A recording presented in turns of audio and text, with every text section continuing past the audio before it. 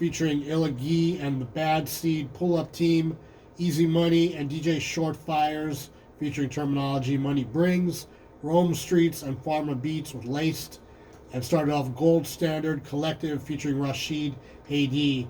That was called Kobe. I think you know what that's about. Yes. If you don't know what that's about, it's about this Japanese steak. Kobe beef. Yeah, exactly. Exactly. So Super Bowl this weekend. I don't care about either team. I don't care who wins. Yes. I'm just watching for the commercials. Yeah. If even that. No, I'm watching for that. Yeah, I always watch the Super Bowl for that. I know you're waiting to see the weekend halftime show. No, I'm not. I'm not. I heard that he's paying $7 million of his own dollars for this performance. Why would you pay to perform? I know. They're supposed to pay you. Exactly. I guess it's supposed to be some, big grand performance. Guess we'll see. You can tell it to me because I'll be in the bathroom, taking a break during when that's on. That'll be about the worst 7 minutes of the game, probably. Yes. Nonetheless, man, it's something that hasn't happened in, like I said, about 5 weeks. Man. And it's about to happen again. So, without any further ado.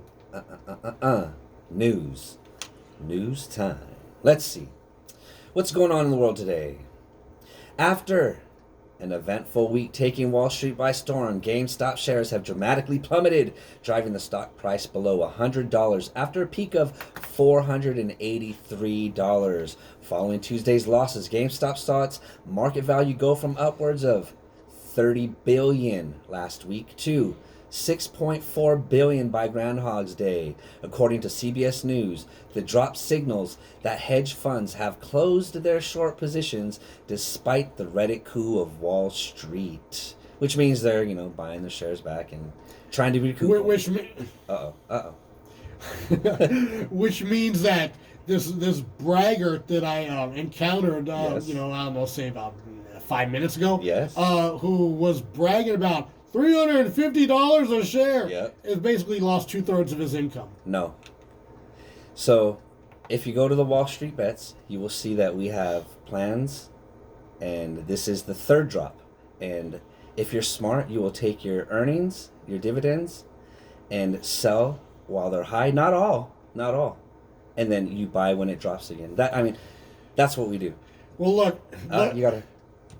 There you go. I keep turning my mic off. Well, look, Mortimer. Yes. If you want to go corner the market on frozen orange juice, that's how it is. Why don't you call Mr. Beeks? But as far as I'm concerned, you're kind of going out like the Dukes on this one. No.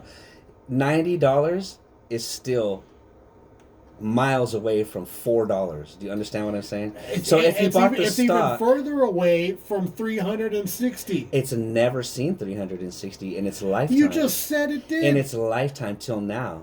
So to go from $4 to $20 is the average. Right now, at the time I bought it at 15, it's 90 right now, which means I'm still winning. You had it up to 3. You're the guy that can't walk away from the slot machine. So you're the guy that can't walk away from the slot machine. You take some of your winnings, and it's all been orchestrated. We take some of the winnings, and of course, when you take some of the winnings out of the stock market, the price is going to drop. When it drops, we've all agreed to buy low.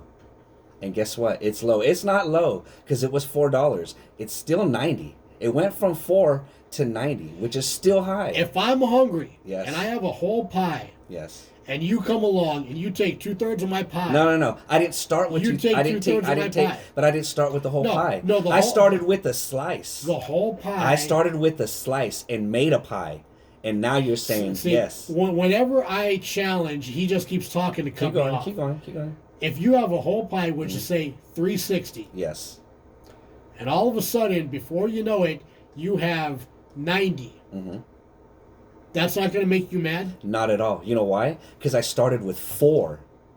I started with a bite of the pie, and I grew my bite into a whole pie, and now I'm getting slices back? Walk away, dude. Just walk away. I don't have to. Sell. I don't have to. I've already sold enough to recover whatever I would lose. You could have had triple that. I already did. And I have it.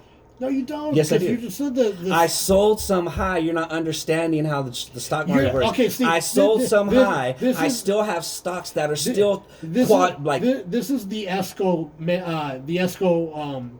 modus operandi. Yes. He tells a portion of the story. And then when someone No. comments Not on a the story, portion. he Not a pulls out portion. all these other details that he didn't mention. And then he the problem says, is you don't know what you're talking about. Yes, you don't, because what you're assuming is Well, then tell me the whole story. What you're assuming is that I started with a whole pie. No, I started with a piece of pie on my fork, and it turned into $400 a share from $4. Do you understand what I'm saying? It grew into 10 pies to be exact. And now you're telling me that I'm only going to get 90% of 100. And never once did you say I sold anything. You said I'm not selling any of my stock. Not any that I have now. Not right now. Yes. Not right now. Yes.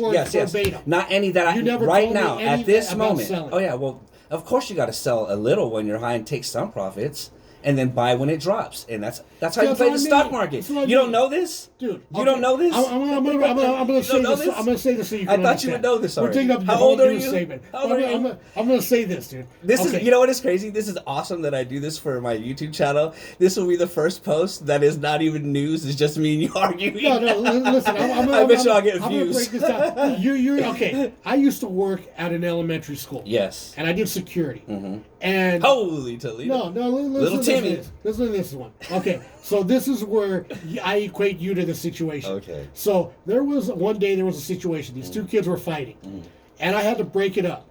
And in the course of that, these two kids were, fighting like hardcore. I had to push both of them apart. Yeah. One of the kids fell down and he scraped up his arm. Yes. Next day, a parent comes to the school and she says, "Hey, you pushed my kid down." Yes. And I said, "Did your son tell you what was happening?" And she said, "No, what was happening?" I said, "He was fighting with another kid and I broke it up." She turned to him and she said, and then she looked back at me and she said, "I'm sorry." And she walked away. The kid didn't tell the parent the whole story. You're not telling me the whole story. Because I assume you're over here telling me you know about stocks, so I'm assuming you know that you trade. I'm not you telling trade you all low, about stock. No. See, that's a revisionist history on your part. Revisionist? What is it revisionist? You're saying, oh, I don't know about this, but you're being sarcastic. Because you're writing a story that I never said. I never said that. You were acting like you knew about stocks, so I thought you knew that when your stock is high, you don't sell them all. You sell a couple to make some kind of money out of it. And then when they drop... I'm not selling any of my stock until it's 1,000. Yes. So that... Because right now it's at 90.